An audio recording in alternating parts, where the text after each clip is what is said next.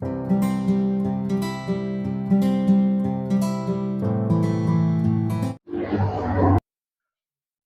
है आप लोगों का एग्जाम्पल नंबर 5। ठीक है, तो चलिए इसको करते हैं। क्वेश्चन में क्या है, the shadow of a tower standing on a level ground is found to be 40 meter longer when the sun's altitude is 30 degree. ठीक है, देखो इसमें थोड़ा सा दिमाग लगाना है तुम लोगों को। एक एंगल दिया है 30 डिग्री और एक एंगल दिया है 60 डिग्री। अब एक बात बताओ, कोई भी ऑब्जेक्ट है तो कोई ऑब्जेक्ट अगर आपका खड़ा है, स्टैंड है, तो अगर हम लोग एंगल पता करना चाहें, कि मैंने बोला कि वहां से एक एंगल बन रहा है और एक उधर से एंगल बन रहा है, तो ये बताओ कि जो सबसे पास रहता है वो बड़ा एंगल रहता है या जो सबसे दूर रहता है वो बड़ा एंगल रहता है? सबसे पास वाला बड़ा एंगल रहेगा। क्यों? अब सोचो, देखो अगर मैं यहाँ पे खड़ा हूं और सामने पे क्या है, एक बहुत बड़ा सा टावर है। ठीक है, बड़ा सा टावर, तो मैं उसको कैसे देखूंगा? ऐसा देखूंगा ना, पास में हूं तो मैं क्या देखूंगा? पूरा ये सिर को उठाकर देखूंगा। मतलब मेरा एंगल क्या हो रहा है यहाँ पर?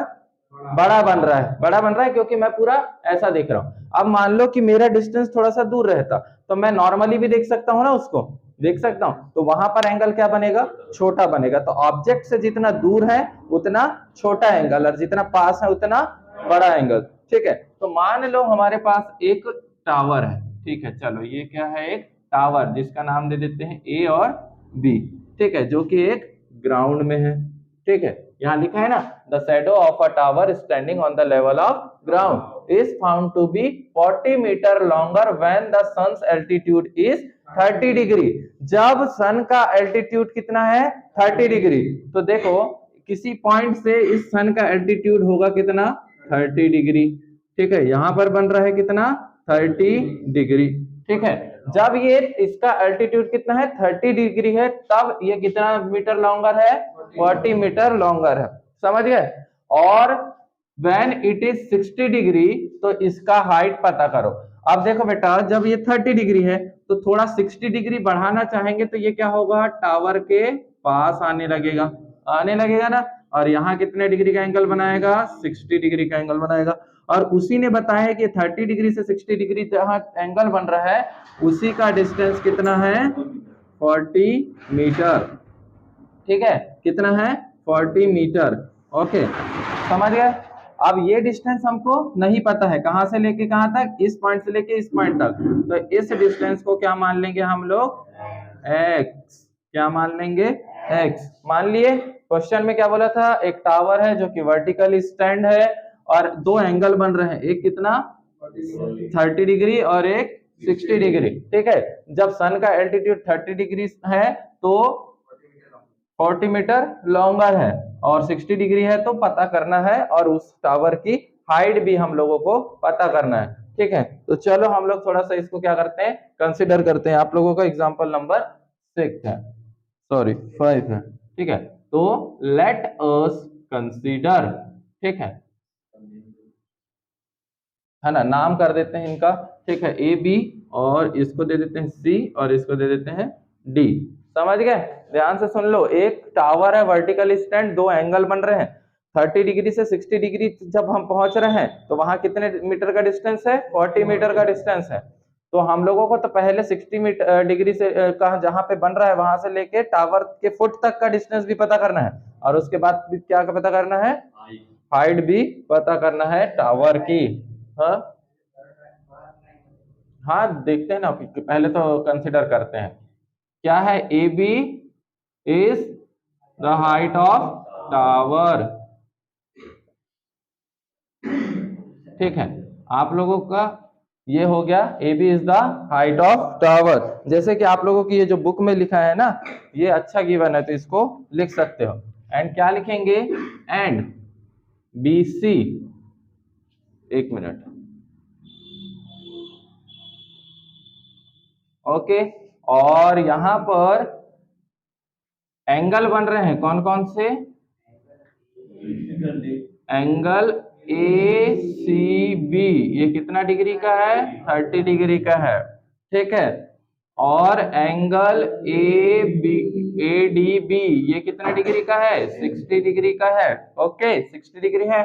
और CD की जो लेंथ है वो कितनी है भैया 40 मीटर और BD की x, ठीक है। तो अपन लोग स्टार्ट करते हैं। सबसे पहले क्या करते हैं हम लोग, बड़े ट्रायंगल को बनाए क्या, बड़े ट्रायंगल के लिए भी तो कुछ नहीं, हाँ बड़ा ही ट्रायंगल को पहले लेना पड़ेगा, ठीक है। तो इन ट्रायंगल ACB, ठीक है, इन ट्रायंगल ACB, ये बड़ा ट्रायंगल क्यों ले रहे हैं हम लोग, देखो अब बड़ा ट्रायंगल में देखो ये वाला बड़ा ट्रायंगल है, तो यहाँ पर बेस दिया हुआ है, हमको किसकी पता करना है, हाइट पता करना है, हाइट पता करना है ना। तो परपेंडिकुलर अपॉन बेस किसका होता है, tan थीटा का होता है ना, tan थीटा का। तो हमको पता चल गया कि tan theta is equals to P upon B, और P की वैल्यू क्या है बेटा, AB, परपेंडिकुलर जो है वो तुम्हारा AB और बेस क्या है पूरा BC, ओके। tan यहाँ पर थीटा कितना डिग्री है 30 डिग्री है, तो tan 30 डिग्री, ठीक। और AB की वैल्यू कितनी है भैया H, इसको मान लेते हैं अपन लोग क्या, एक H मान लेते हैं, ठीक है। ये क्या है, हाइट है अपनी, है ना, टावर की हाइट, ओके। और BC देखो भैया, BC जो है यहाँ पर, ये जो BC है वो BD और CD का सम है, BD प्लस CD, ठीक है। तो BD और CD का सम है, तो यहाँ लिख देते हैं कि BD प्लस CD।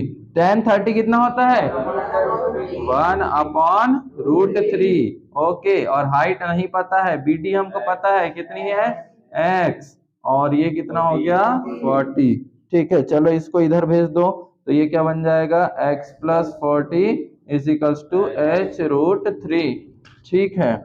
इसको मान लो अभी इक्वेशन नंबर, हाँ चलो ठीक है, उसको x बना इधर कर देते हैं, तो ये इसको 40 को उधर भेज देते हैं, तो ये क्या हो जाएगा h√3 माइनस का 40। अब इसको मान लेते हैं इक्वेशन नंबर 1। हम छोटा ट्रायंगल को अगर सॉल्व करते ना तो शायद यहाँ पर से वैल्यू मिलती है खाद किसी की, चलो कोई बात नहीं। अगेन इन ट्रायंगल जो है कौन सा वाला ट्रायंगल लेंगे बेटा, छोटा वाला ट्रायंगल ADB, ठीक है। In triangle ADB tan theta is equals to what P upon B। अब यहाँ पर देखो परपेंडिकुलर क्या है AB और बेस क्या है BD, है ना। तो परपेंडिकुलर क्या है AB और बेस क्या है BD, ठीक है। अब यहाँ पर देखोगे तो ये tan 60 डिग्री, क्योंकि इसका लिए सॉल्व कर रहे हैं, ठीक है।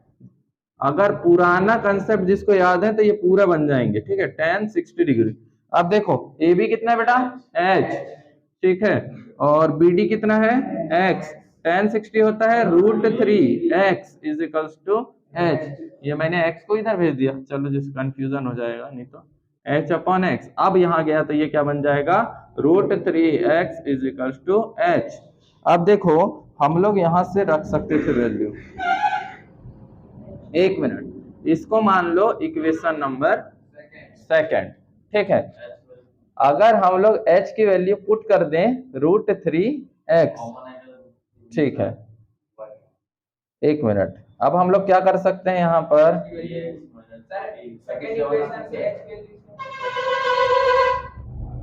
एक काम करते हैं, put the value of h in equation first. चलो इक्वेशन फर्स्ट क्या है हमारी, x is equals to h√3 minus का 14, ठीक है, x is equals to h√3 minus का 14। अब मैं इस सेकंड इक्वेशन की जो वैल्यू आई है √3x उसको यहाँ पर पुट कर देता हूँ, ठीक है। तो x जैसे का वैसा h की जगह क्या आ जाएगा √3x, और ये पहले का √3 माइनस का 14। अब देखो क्या करते हैं √3 इंटू √3 3x, ठीक है, और ये माइनस का 40। एक काम करते हैं, ये जो माइनस का 40 है ना इसको इस साइड भेजेंगे तो ये क्या बन जाएगा प्लस का 40, और ये प्लस का x उधर जाएगा तो माइनस का x, तो is equal to 3x minus 2x upon में 40, और 2 के टेबल में कितने बार में आता है 20 बार में आता है ना। तो क्या हो जाएगा x की वैल्यू कितनी आ जाएगी भैया 20, मतलब यहां से लेकर यहां तक का जो डिस्टेंस है वो कितना है 20। अभी हमको पता चली so the value of BD is 20 meter. ठीक है, नाउ अब हम लोग कुछ क्या पता करना है, हमको H पता करना है। तो H की वैल्यू को कहां रख देंगे, यहाँ पे, नहीं इसमें इक्वेशन में सेकंड में। ठीक है, तो now put the value of X in equation second. Equation second में पुट किए। इक्वेशन सेकंड क्या है, H is equals to √3x। तो H की वैल्यू क्या हो गई, X की वैल्यू 20, तो ये हो गया 20√3 meter. So the height of tower is 20√3 meter. ठीक है, समझ गए। एक मिनट, फिर से एक बार देख लो कि हमको क्या क्या पता करना था, ये और ये। ठीक है, क्वेश्चन में क्या बोला था कि हमारे पास एक टावर है जिसमें सन की वजह से एक बार 30 डिग्री का एंगल बन रहा है, एक बार 60 डिग्री का एंगल बन रहा है। जब 30 डिग्री के एंगल से 60 डिग्री के एंगल तक हम लोग पहुंच रहे हैं तो हमारा डिस्टेंस कितना है, 40 मीटर है। हमारा डिस्टेंस 40 मीटर है, पर जब 60 डिग्री से फुट तक पहुंचेंगे तो उसका डिस्टेंस हमको नहीं पता है, और ऊपर से ये हाइट ऑफ द टावर भी नहीं पता है। ठीक है, तो ये सब दोनों चीज को पता करने के लिए सबसे पहले मैंने क्या किया, तुम्हारी मर्जी है, तुम पहले छोटा ट्रायंगल सॉल्व करो या बड़ा ट्रायंगल। ठीक है, छोटा ट्रायंगल मतलब ये वाला ट्रायंगल को मत कर देना। ठीक है, ओके, तो छोटा ट्रायंगल या बड़ा ट्रायंगल का सॉल्व करोगे, तो मैंने सबसे पहले बड़ा ट्रायंगल का सॉल्व किया था। इन ट्रायंगल ACB, मतलब ACB सबसे पहले ये बेस, इसका तो मेरे को कहीं पूछा ही नहीं है, इसको क्या बोलते हैं, line of side. Very good. ठीक है, तो ये पूरा साइड और ये साइड यहाँ लिख दिया मैंने, जो जो वैल्यू थी पुट किया, एक इक्वेशन बनी, उसको मैंने नाम दे दिया। फिर सेम टू सेम छोटा ट्रायंगल में लगाया, फिर एक इक्वेशन बनी, एक दूसरे के जगह क्या किया, सब्स्टिट्यूट किए वैल्यू, तो उससे मुझे क्या मिल गया, x की वैल्यू 20, और फिर उस 20 को पुट किया तो मुझे हाइट मिल गई इस टावर की। और ये क्वेश्चन अच्छा है, ऐसे क्वेश्चन आ सकते हैं पेपर में। ठीक है, ओके, चलो अब एक नया क्वेश्चन देखते हैं। एक्सरसाइज 9.2 का ये क्वेश्चन है जो कि मोस्ट इंपॉर्टेंट है और तुम्हारी बोर्ड एग्जाम 2023 में आया हुआ क्वेश्चन है ये। ठीक है, ये क्वेश्चन अच्छा है, इसको थोड़ा सा प्रैक्टिकली समझना पड़ेगा। क्वेश्चन को पढ़ो और उसके बाद खुद से समझो। ठीक है, क्वेश्चन में बोला है, देखो एक एक करके वर्ड को पढ़ते हैं। अ ट्री ब्रेक्स, ब्रेक मतलब टूट गया। ठीक है, due to the storm, storm मतलब आंधी तूफान की वजह से। एक पेड़ क्या हो गया, टूट गया, किसकी वजह से, आंधी तूफान की वजह से। और जब वो पेड़ टूटा तो क्या हुआ कि and the broken part bends, broken part मतलब सपोज मान लो कि अभी मैं एक रफली स्केच बनाता हूं, मान लो ये एक क्या है, पेड़ है, इधर से क्या आई, हवा तूफान आई, तो हवा तूफान की वजह से सपोज मान लो यहां से टूट के क्या हो गया, नीचे इस तरीके से गिरा। देखो यहाँ पे बोला है ना, सो दैट द टॉप, मतलब ये जो टॉप है of the tree touch the ground, तो ये देखो ये टॉप आके कहां पे गिर गया, यहाँ पे गिरा है ना, उसका टॉप कहां पे टच कर रहा है, ग्राउंड को टच कर रहा है। ठीक है, making an angle 30 degree with it, किसके साथ, विथ इट मतलब ग्राउंड के साथ, इस ग्राउंड के साथ कितना बनाएगा, 30 डिग्री का एंगल बनाएगा। ठीक है, सबसे पहले बड़ा सा एक पेड़ था जो कि स्टॉर्म आने की वजह से क्या हो गया, वो टूट के गिर गया, और गिरा तो कहां गिरा, जमीन पे गिरा, और जमीन पर उसका जो टॉप था, याला टॉप, वो यहाँ आकर टच हो गया, और टच होने की वजह से ग्राउंड और इसके बीच में कितने डिग्री का एंगल बन रहा है, 30 डिग्री का एंगल बन रहा है। ठीक है, the distance between the foot of the tree to the point, अब जिस पॉइंट पर गिरा है वहां से लेकर यहां तक जो है वो डिस्टेंस कितना है, 8 मीटर। अभी अच्छे से डायग्राम बनाएंगे। ठीक है, बिटवीन कहा गया क्वेश्चन, 8 मीटर, तो हमको भैया इस पूरी हाइट के बारे में पता करना है। ठीक है, ओके, तो चलो स्टार्ट करते हैं हम लोग। सबसे पहले तो एक अच्छे से पहले इसका डायग्राम बनाते हैं। ठीक, ओके, स्टार्ट करते हैं। देखो सबसे पहले एक बड़ा सा पेड़ था। ठीक है, ये क्या है, एक बड़ा सा पेड़। ठीक है, जो कि क्या है, एक ग्राउंड में है।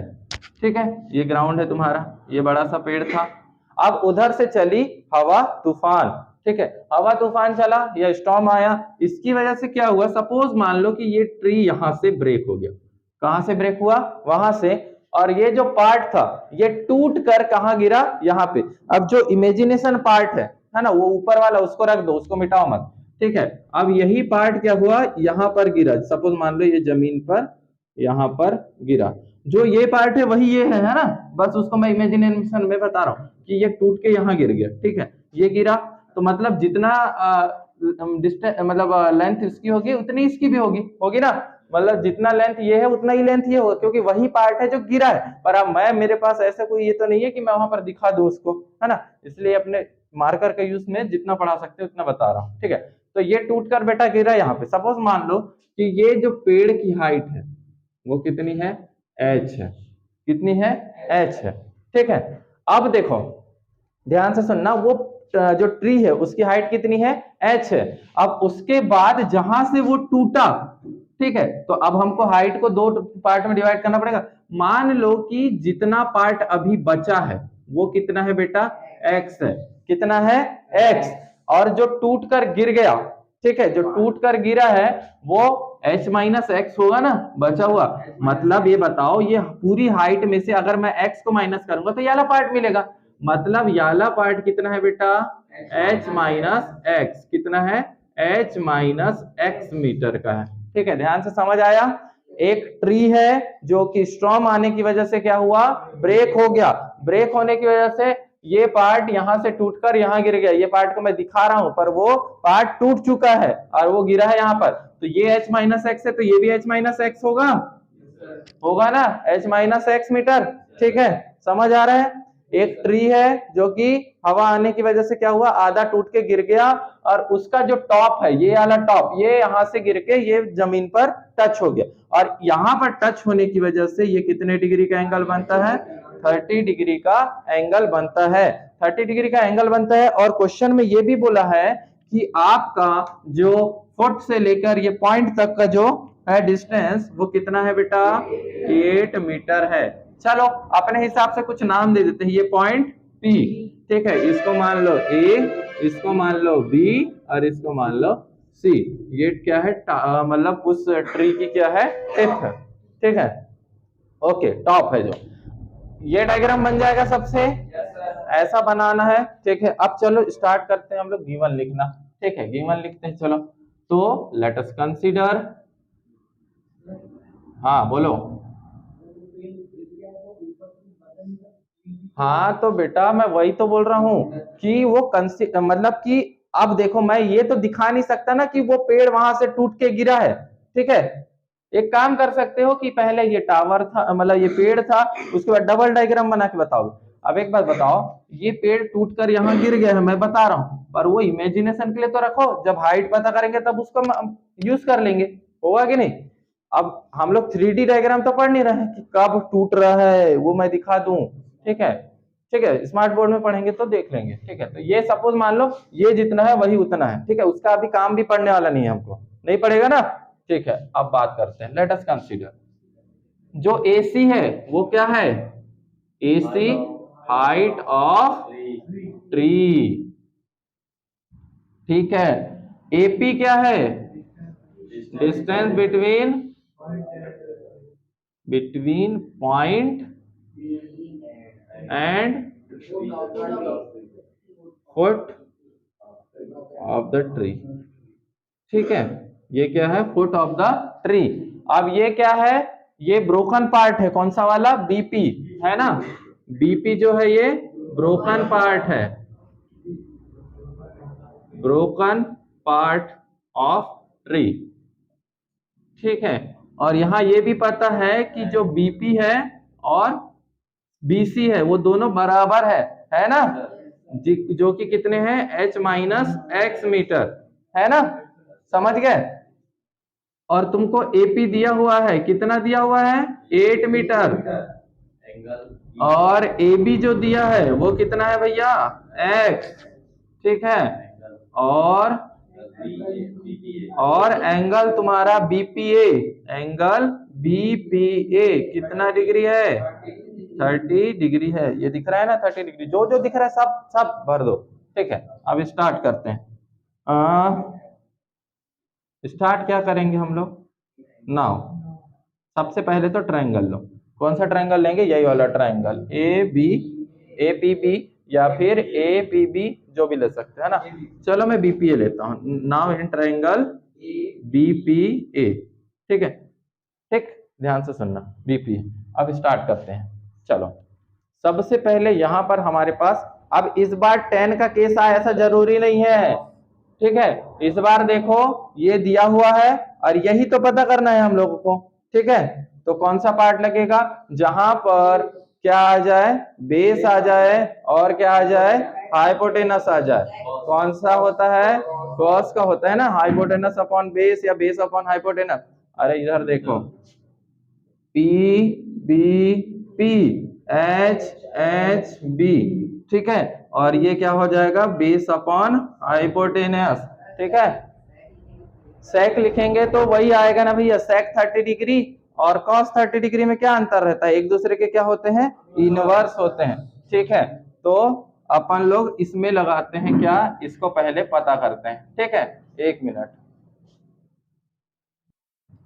सबसे पहले तो ये देखो कि हम लोगों को बेटा इसमें ना ये ट्रायंगल की हाइट भी नहीं पता है, ये ट्रायंगल का हाइपोटेनस भी नहीं पता है, सिर्फ हमको क्या पता है? बेस पता है।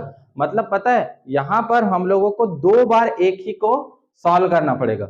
मतलब कि इसको एक बार इसको फाइंड करने के लिए पता करने पड़ेगा और इसको भी पता करने के लिए। तो सबसे पहले जो नॉर्मली हम पढ़ते हैं वो देखते हैं कि जब परपेंडिकुलर और बेस का पता हो। ठीक है, तो सबसे पहले ट्रायंगल ले लिए तो क्या आएगा बेटा? ये tan 30 डिग्री, tan 30 डिग्री है। तब इसका जो हाइट कितना है बेटा? परपेंडिकुलर। समझ आ रहा है ना कि सबसे पहले मैं परपेंडिकुलर अपॉन बेस को सॉल्व कर रहा हूं। ठीक है, तो परपेंडिकुलर क्या है आप लोगों का? ए बी, और बेस क्या है तुम्हारा? A P. ठीक है, तो आपके पास ए बी की वैल्यू कितनी है? x, और ए पी की 8। मतलब tan 30 कितना होता है? 1 अपॉन √3 और x अपॉन 8। ठीक है, अब देखो 8 को इधर भेज देंगे तो x की वैल्यू कितनी आ जाएगी? 8 अपॉन √3। इधर देखो, जिसको नहीं समझ आया, ये 8 को मैंने 1 के पास भेजा तो 8 1 जा 8, तो 8 अपॉन √3 हो गया ना, और इधर बचेगा क्या? सिर्फ x। तो इसको मान लो एक इक्वेशन नंबर 1। अगेन हम दूसरा उसी ट्रायंगल में क्या करते हैं? tan की जगह अब क्या निकालेंगे? जहां पर बेस और अपॉन हाइपोटेनस हो उसको क्या बोलते हैं? कॉस बोलते हैं। जिसको कॉस नहीं निकालना है वो सेक भी निकाल सकता है, सेक अपॉन मतलब हाइपोटेनस अपॉन बेस। ठीक है, ठीक है, तो हम लोग निकालते हैं, अभी कॉस का देखेंगे फिर मैं सेक में बता दूंगा तुमको। सबसे पहले बेस अपॉन हाइपोटेनस, तो ये किसके लिए निकालते हैं बेटा?